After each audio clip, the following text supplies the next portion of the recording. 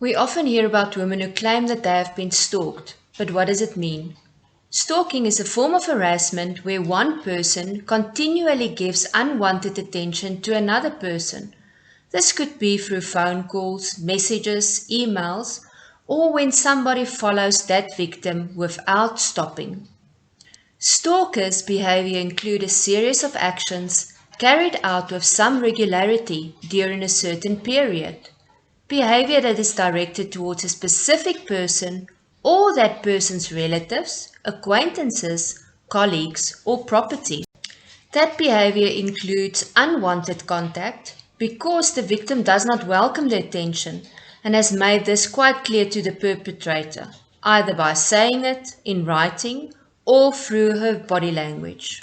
Sadly, it could also be very disruptive, where the victim suffers physical and/or mental anguish. Even though we don't have a specific crime in South Africa called stalking, investigators can't simply ignore stalking, as the stalker's action can escalate into physical harm. Even though harassment is difficult to prove legally and to a large extent subjective in nature, a person can obtain a protection order against a stalker in terms of the Protection from Harassment Act. Like with so many other criminals, the majority of stalkers also don't take responsibility for their actions and blame others for making them do what they are doing. The stalker's behavior depends on a combination of unrelieved psychological fantasies and motives, which play out in a variety of ways depending on the stalker's personality structure and mental status. Believe it or not, there are many types of stalkers. The rejected stalker is the most common. He's persistent and intrusive, and they are most likely to harm their victims through intimidation, assault, and they are often a former partner, a romantic partner that is, or a friend. The resentful stalker is the most obsessive and will stalk the victim in an attempt to get revenge for something he believes was done wrong to him. Their motivation is to cause distress and fear and will often resort to threats, complaints, and verbal abuse, even theft, but least likely resort to physical violence. The predator stalker has unusual sexual interest and might even be psychopathic. Stalking is part of the process which leads to the physical and/or sexual attack of the victim.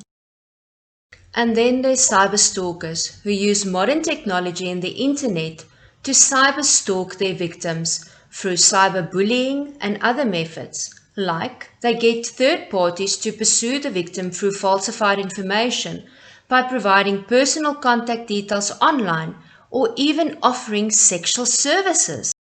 It's crucial that victims who find themselves in these type of situations are taken seriously and that it should not be dismissed as paranoia, emotions, or that they are victims of minor crimes.